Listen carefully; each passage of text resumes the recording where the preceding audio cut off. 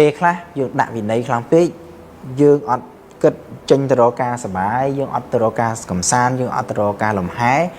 ការសិក្សារបស់យើងគឺបានត្រឹមតែម៉ោងទេ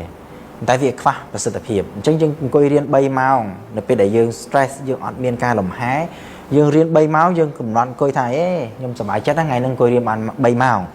ប៉ុន្តែផលិតភាពនៃ3ម៉ោងដែលយើងអង្គុយរៀនហ្នឹងមិនប្រកាសថាយើងស្មើនឹងយើងរៀនតែ1ម៉ោង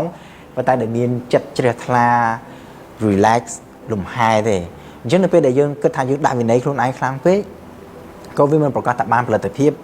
ដូចអ្វីដែលយើងចង់បានដែរយើងបានតែបរិមាណទេអញ្ចឹងខ្ញុំគ្រាន់តែចំណុចនេះមួយដែលខ្ញុំអាចដកបទពិសោធន៍ភ្លាមនៅពេលដែលខ្ញុំរៀនបានប្រហែលជាមកឈរមាសអញ្ចឹងទៅខ្ញុំបដូរចិត្តថ្ងៃសៅរ៍អាទិត្យឡើងខ្ញុំធ្វើដូចកុំបរាយខ្ញុំអត់ទៅអង្គុយរៀនអីទេតែច្រើនខ្ញុំរៀនល្ងាចថ្ងៃសុក្រមួយទៀត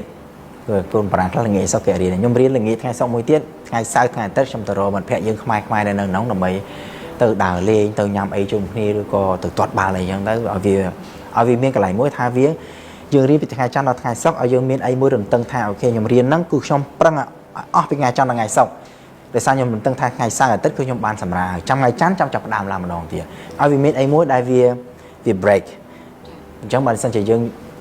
សិក្សាយើងរៀនយើងស្រាវជ្រាវអីក៏ដោយយើងម៉ោងយើងដាក់ប៉ុណ្ណឹងប៉ុន្តែយើងមានផលិតភាពខ្ពស់ជាងធ្វើទៅរហូតប៉ុន្តែយើងអត់ full capacity